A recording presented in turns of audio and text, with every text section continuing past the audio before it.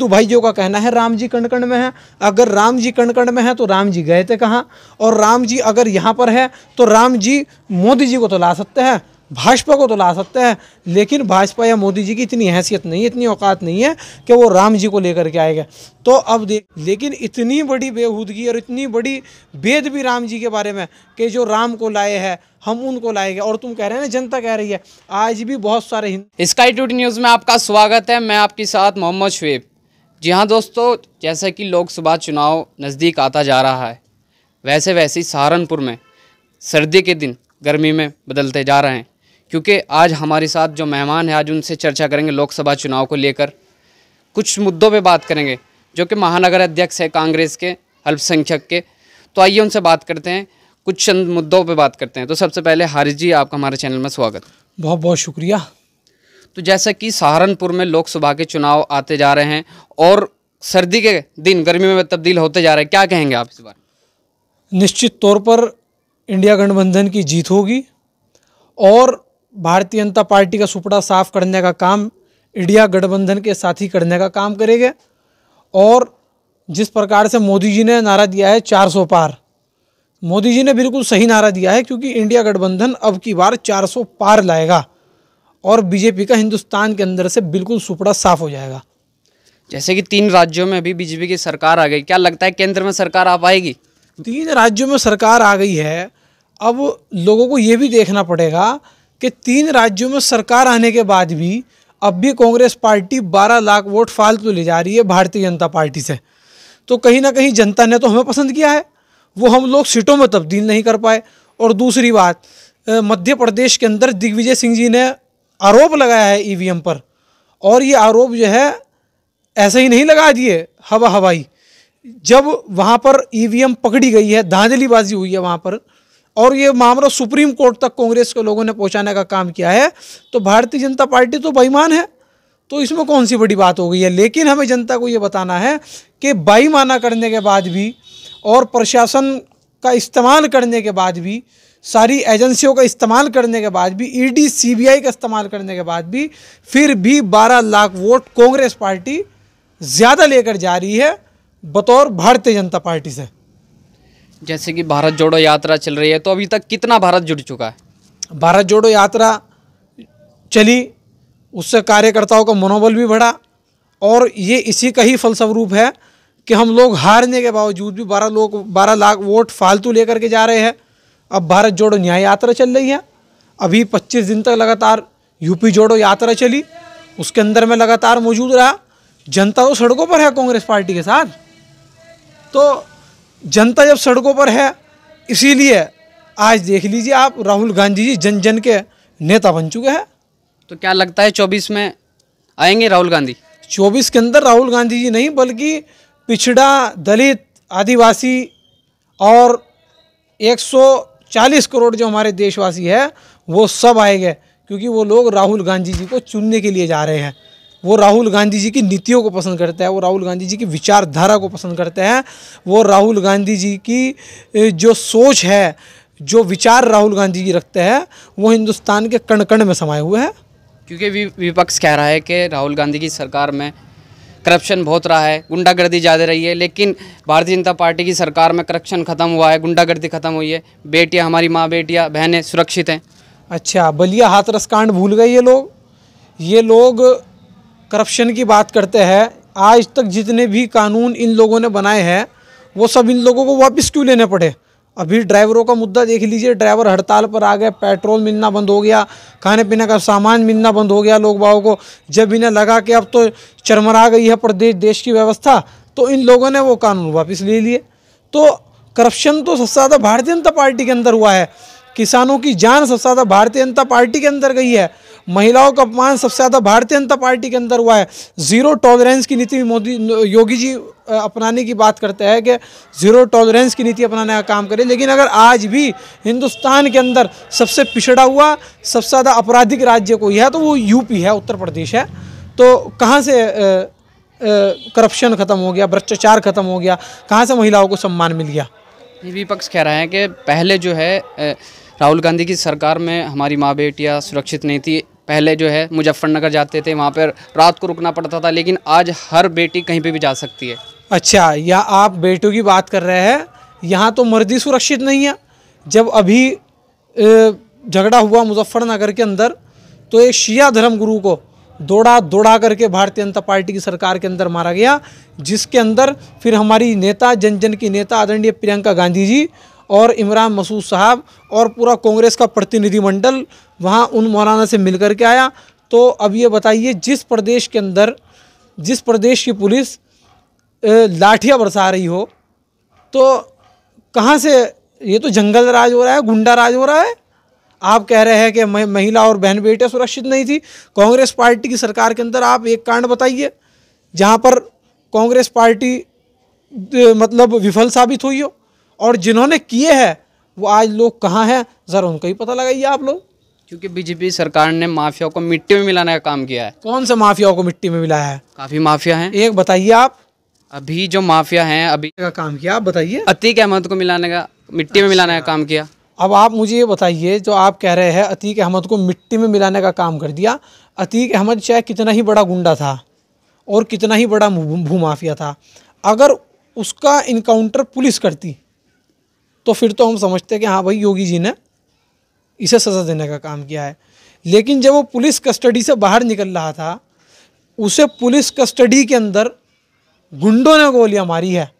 तो जिस zero tolerance की बात मैं कर रहा था, तो वहीं से पता चल जाता है कि ज़ीरो टॉलरेंस किसे कहते हैं। योगी जी की जो ज़ीरो टॉलरेंस नीति है वो ऐसी है कि वहाँ पर जो है कोई भी आएगा और योगी जी की पुलिस के बीच में आएगा और गोलियों से भून करके चला जाएगा। ये इनकी ज़ीरो टॉलरेंस नीति है। वो गुंडा था, अपराधी था, मवाली था, वो कुछ भी था, लेकिन अगर उसे पुलिस सज़ा देती, उसे पुलिस मारती या उसे कानून सज़ा देता, जब तो हम समझते कि आपकी ज़ीरो टॉलरेंस की नीति है, लेकिन उसे तो गुंडे मार करके जा रहे थे। और वो आज कहाँ है, उन्हें कौन सी फांसी की सज़ा हुई है? तो ये कौन सी ज़ीरो टॉलरेंस की नीति है? कौन सा मिट्टी में मिला दिया? ये योगी जी बिना फालतू को श्रेय देना चाहते हैं। दूसरा ये है कि अभी लोकसभा चुनाव आ रहा है, तो आप सहारनपुर में किस उम्मीदवार को सांसद के रूप में देखना चाहेंगे? अभी तो गठबंधन हो रहा है, कुछ पता नहीं कौन सा प्रत्याशी आए, कौन चुनाव लड़े। इंडिया गठबंधन से जौन सा भी प्रत्याशी होगा हम उसे लड़ाने का काम करेंगे और भारतीय जनता पार्टी के प्रत्याशी को हराने का काम करेंगे। आप जो मेरे से पूछ रहे हैं कि इंडिया गठबंधन से कौन सा प्रत्याशी आ रहा है, आपने कई बीजेपी के प्रवक्ताओं से ही पूछा कि भाजपा से कौन चुनाव लड़ रहा है? पहले आप भाजपा वालों से पूछे कौन चुनाव लड़ रहा है, मैं आपको बता दूंगा कांग्रेस से कौन चुनाव लड़ रहा है। वो तो गठबंधन देखा जाएगा, जो भी उम्मीदवार चुनाया जाएगा। हाँ, तो मैं भी तो ये कह रहा हूँ, हम लोग चेहरे को चुनाव नहीं लड़ाएंगे, हम लोग प्रत्याशी को चुनाव लड़ाएंगे। प्रत्याशी गठबंधन का होगा, भारतीय जनता पार्टी को हराने का काम करेंगे बस। क्योंकि अभी जो है माहौल बना हुआ है कि हमें सूचना मिली है, अब जो अदरवाइज़ लोग कह रहे हैं कि सहारनपुर से जो है इमरान मसूद जी लड़ेंगे इलेक्शन। तो इमरान मसूद जी बड़े नेता है कांग्रेस पार्टी के, अगर वो लड़ेंगे तो उससे अच्छी क्या बात है। सहारनपुर के अंदर कांग्रेस पार्टी मजबूत होगी, इमरान मसूद जी को चुनाव लड़ना चाहिए, क्योंकि जो बंदा विधायक बना सकता है, सांसद बना सकता है, और जिस सीटों पर उसके खुद के विधायक जीते हो और फिर जब वो दूसरी पार्टी के अंदर चला गया तो वहाँ पर भी वही विधायक जीत करके आ रहे हैं, और जहाँ से वो खुद हार रहे थे वहाँ पर धर्म सिंह सैनी सिर्फ महज 137 वोट से हार रहे हो, तो कहीं ना कहीं वो नेता वजूद रखता है, तो चुनाव लड़ना चाहिए उसे। लेकिन अगर पार्टी टिकट नहीं देती है या इमरान मसूद खुद नहीं चुनाव लड़ते हैं, किसी और को लड़ाते हैं, तो हम लोग उसका साथ देंगे। ये कोई मुद्दे की बात नहीं है। इमरान मसूद बड़े नेता है, अगर वो चुनाव लड़ेगा तो बिल्कुल उनसे बढ़िया प्रत्याशी तो है ही नहीं। दूसरा सवाल यह है कि सरकार नियंत्रण कानून ला रही है, क्या कहेंगे आप उस बारे में? अभी देखिए, मेरी उस पर स्टडी नहीं है। जनसंख्या नियंत्रण कानून, अरे वो तो बहुत दिनों से चल रहा है, और ये सरकार सारे उल्टे काम करती है। जनसंख्या नियंत्रण कानून लाती है, लेकिन आयुष्मान कार्ड 6 सदस्यों के बनाती है।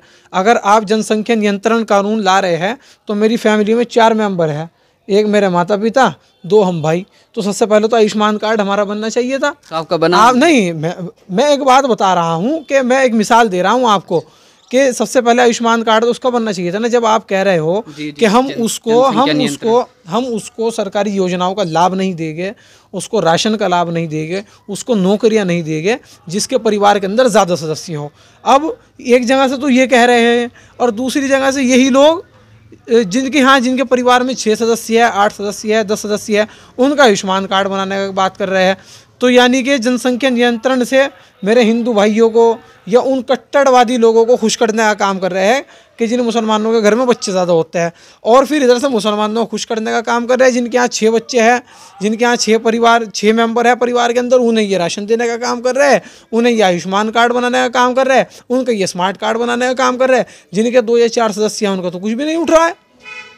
जैसे कि अभी चुनाव आ रहे हैं, आप भी फील्ड में, लगातार आप फील्ड में हैं, तो हाजी फजलुर रहमान जी के, वर्तमान हाजी फजलुर रहमान जी के कार्यकाल के बारे में क्या कहेंगे? हाजी फजलुर रहमान साहब बहुत ज़बरदस्त आदमी है, ज़बरदस्त किरदार के मालिक है, और 5 साल वो सहारनपुर में सांसद रहे, भले ही उन्होंने कोई काम नहीं किए, लेकिन एक शांत स्वभाव के आदमी है, ठीक है। लेकिन अब आगे देखते हैं क्या होता है। लेकिन आज तक उनका कोई ऐसा हमने मामला नहीं देखा जिससे कि उनके किरदार पर या उनकी राजनीतिक भाषाओं पर या उनके राजनीतिक करियर पर कोई आवाज़ उठाई जा सके। वो सम्मानित आदमी है सहारनपुर के।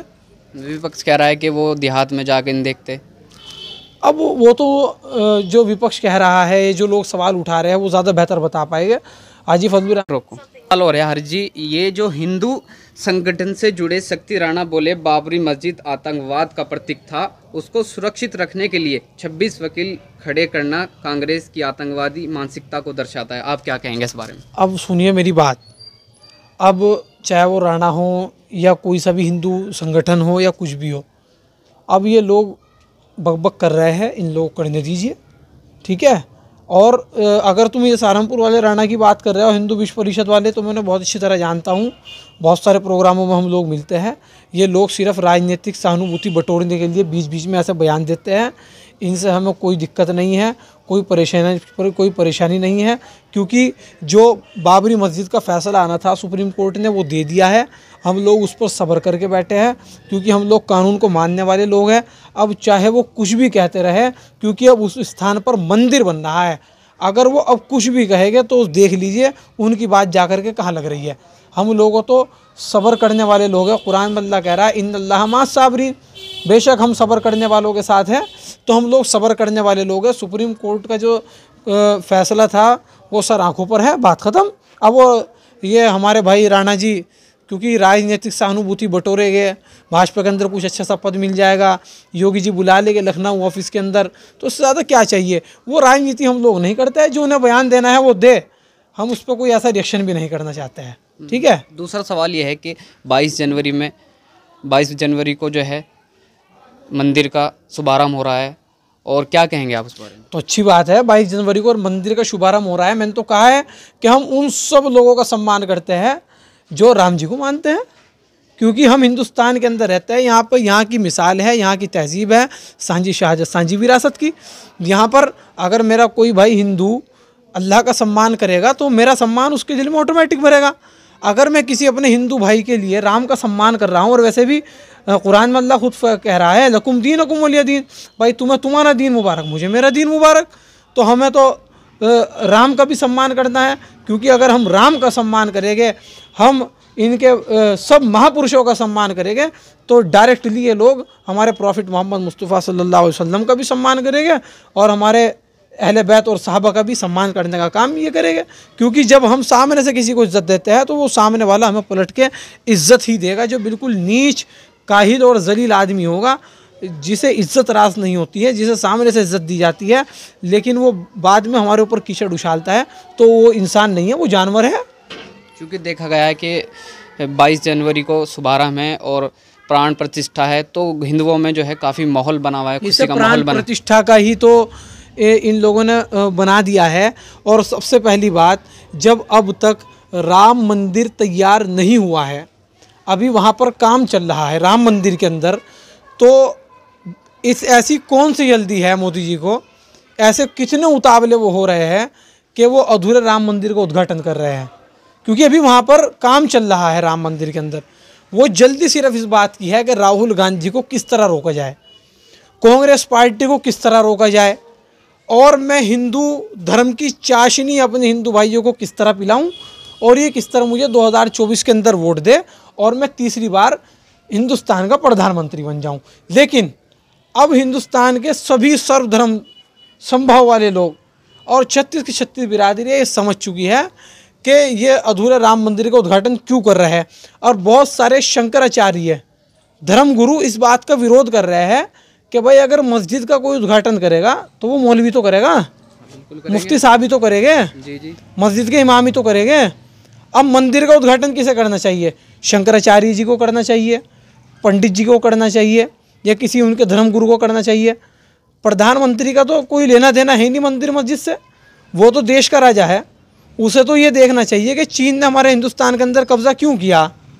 उसे ये देखना चाहिए कि हिंदुस्तान के अंदर महिलाओं को सम्मान कैसे मिल सकता है। उसे ये देखना चाहिए कि महिलाओं को जो प्रताड़ना की जाती है, महिलाओं को जो उत्पीड़न होता है, हर घंटे बाद हमारे देश के अंदर महिलाओं को वो बलात्कार किया जाता है, अभद्र गालें दी जाती है, उस पर किस तरह रोक लगी जाए। उन्हें ये देखना चाहिए कि 2 करोड़ युवाओं को जो रोज़गार देने का वादा किया था वो पूरा किस तरह करूं। उन्हें ये देखना चाहिए जो 15 लाख रुपए का जुमला कहा था उस जुमले को हकीकत में तब्दील कैसे करूं। उन्हें ये देखना चाहिए कि जो काले धन की बात हुई थी उस काले धन को वाइट कैसे करवाऊं, क्योंकि काला धन आज तक उन लोगों के पास ही है जिन लोगों के पास था नोटबंदी के बाद भी। उन्हें देखना चाहिए कि जो किसानों को आत्महत्या, किसानों ने हर 2 घंटे बाद किसान आत्महत्या करता है, हर रोज़ किसान आत्महत्या करता है, उसको किस तरह से रोकूं, उस पर मोदी जी का ध्यान नहीं है। मोदी जी का ध्यान और भारतीय जनता पार्टी का ध्यान सिर्फ और सिर्फ मस्जिद और मंदिर पे है। एक तरफ जनता कह रही है कि मोदी जी ने, जो भारतीय जनता पार्टी ने, उन्होंने राम को लाने का काम किया, मंदिर बनवाने का काम किया। उस टाइम पे जो है ये कांग्रेस सरकार कहाँ थी? अब देखिए, ये राम जी के ऊपर बहुतान है। जी जी, कितना बड़ा बहुतान है ये आप सोच नहीं सकते। आप मुसलमान हैं, जी, मैं भी मुसलमान हूँ। अगर मैं ये कह दूँ कि प्रॉफिट मोहम्मद मुस्तफ़ा सल्लल्लाहु अलैहि वसल्लम को जो लाया था, जो मोहम्मद को लाए हैं, हम उनको लाएंगे, तो बतौर मुसलमान, मैं पत्रकार नहीं, बतौर मुसलमान ये बताओ कि मेरा क्या हाल करेंगे मुसलमान अगर मैं इतनी बात कह दूँ? बताओ। हाँ वो तो है। गर्दन उतार देंगे नहीं उतार देंगे मेरी? बिल्कुल। कि जो मोहम्मद को लाए हैं हम उनको लाएंगे। हालांकि मैं मुसलमान ही हूँ, बात मैं ही कह रहा हूँ, लेकिन मुसलमान मेरी गर्दन उतार देगा, तेरी औकात, तेरी हैसियत, तू क्या है? अरे तू तो मोहम्मद मुस्तफ़ा सल्लल्लाहु अलैहि वसल्लम की कदमों की धूल भी नहीं है, तू कैसे लेके आएगा ये मुस्तफ़ा तो सल्लल्लाहु अलैहि वसल्लम को? अब इसी तरह राम भी भगवान है। जी जी बिल्कुल, राम बहुत बड़े भगवान हैं हमारे हिंदू भाइयों के। अब राम जी को कोई लिए आए तो राम जी बड़े हुए या वो आदमी बड़ा हुआ? और दूसरी बात, राम जी गए कब थे जो राम जी को लेकर के आएगा? ये बताओ आप मुझे। भाई राम जी तो हिंदुस्तान के कण कण के अंदर है। जी बिल्कुल हैं, ठीक है नहीं? और राम जी को इसलिए भगवान माना जाता है, हिंदू भाई इसलिए भगवान मानते हैं राम जी को कि वो उनकी सुनते हो गए, है ना? जी जी। अब मोदी जी राम जी से बड़े हो गए क्या? कि राम जी बड़े हुए, लेकिन लोग कुछ लोग मान रहे हैं, तो वो उनकी जहनियत है ना। अब राम जी मोदी जी को ला सकता है या मोदी जी राम को लाएगा? ये बताओ आप मुझे। ये तो अभी तो फिलहाल अभी तो मोदी जी ला रहे हैं ना। नहीं, क्यों ला रहे हैं मोदी जी? ये जनता का कहना, हालांकि जो नहीं, जनता का कहना नहीं है, सिर्फ बीजेपी के कथाकथित नेताओं का और बीजेपी के द्वारा जो कथाकथित सिंगर है जो मोदी जी को मशहूर बनाते हैं, उनके फैन फॉलोइंग बढ़ाते हैं, और जो लोग इल्म नहीं रखते हैं, जो लोग नॉलेज नहीं रखते हैं अपने धर्म के बारे में, वो लोग सिर्फ ये इतनी बात कह सकते हैं। उनकी इतनी हिम्मत हो सकती है, दूसरी किसी बंदे की हिम्मत नहीं हो सकती है। क्योंकि अगर मेरे मुसलमानों के अंदर, मैं अपनी बात ही कह रहा हूँ, अगर मैं यूँ कह दूँ अरे ये तो मोहम्मद सल्लल्लाहु अलैहि वसल्लम को लाने की तो बहुत दूर की बात है, बराबर में ही साबिर साहब है, अगर मैं उनके बारे में कह दूँ कि जो साबिर को लाए हैं हम उनको लाएंगे, तो मुझे फांसी के फंदे पर चढ़ा देंगे मुसलमान ही। क्यों? कह रहे मेरी इतनी औकात, वो इतने बड़ी वलीउल्लाह, वो इतने बड़े बुज़ुर्ग, जहाँ जाकर के लोगों की मन्नतें और दुआएं कबूल होती है, वो अगर उनके साथ भी वही बाबरी मस्जिद वाला होता तो कभी भी नहीं कह सकते थे। हाँ, सिर्फ इतना कह सकते हैं कि हम लोग राम जी की प्रतिष्ठा के लिए लड़ाई लड़ रहे हैं, राम जी के सम्मान की लड़ाई लड़ रहे हैं। लेकिन इतनी बड़ी बेहूदगी और इतनी बड़ी भेद भी राम जी के बारे में कि जो राम को लाए हैं हम उनको लाएंगे। और तुम कह रहे हैं ना, जनता कह रही है, आज भी बहुत सारे हिंदू इसी बात की वजह से खिलाफ हैं मोदी जी के। जो आज कांग्रेस पार्टी के साथ है। अच्छे लोग बहुत कम होते हैं, बुरे लोग ज़्यादा होते हैं। हक कम तादाद में होता है और जुल्म ज़्यादा तादाद के अंदर होता है, समझ गए। तो इसलिए आज भी जो कांग्रेस पार्टी के अंदर है, हिंदू है, वो क्यों मोदी जी का साथ दे रहे, वो इसीलिए नहीं दे रहे क्योंकि आज बीजेपी के नेताओं ने, कथाकथित नेताओं ने और बीजेपी के कुछ कथाकथित वोटरों ने जो सहानुभूति बटोरते हैं, या बीजेपी के कथाकथित सोशल मीडिया प्लेटफार्म ने मोदी जी को राम जी से बड़ा बनाने का काम कर दिया। तो क्या कहना चाहेंगे, 2024 के लोकसभा चुनाव आ रहे, क्या कहना चाहेंगे आप, संदेश देना क्या चाहेंगे हमारे चैनल के माध्यम से जनता को? संदेश तो मैंने सारा दे दिया 2024 के लिए। जो राम जी को अपने आप से बड़ा मानता हो, जिसकी विचारधारा, जिसकी सोच में ये हो कि जो राम को लाएंगे हम उनको लाएंगे। हालांकि राम तो हिंदुस्तान के अंदर ही हमारे हिंदू भाइयों के हिसाब से जब से है कि जब से हिंदुस्तान बसा भी नहीं था। हिंदू भाइयों का कहना है राम जी कण कण में है। अगर राम जी कण कण में है तो राम जी गए थे कहाँ? और राम जी अगर यहाँ पर है तो राम जी मोदी जी को तो ला सकते हैं, भाजपा को तो ला सकते हैं, लेकिन भाजपा या मोदी जी की इतनी हैसियत नहीं है, इतनी औकात नहीं है कि वो राम जी को लेकर के आएगा। तो अब देख लीजिए आप 2024 का क्या है मामला। और राहुल गांधी क्या है? राहुल गांधी सर्वधर्म समभाव की बात करते हैं। राहुल गांधी सांझी शहादत, सांझी विरासत की बात करते हैं। युवाओं की, बुजुर्गों की, महिलाओं की सम्मान की बात करते हैं। तो हम लोग इसीलिए समान विचारधारा के साथ है, सर्वधर्म समभाव के साथ है। तो हमने हारिस सिद्दीकी से बात की, तो इन्होंने 2 लोकसभा चुनाव की विचारधारा रखी अपनी। तो जुड़े रहिए स्काई टूडे न्यूज़।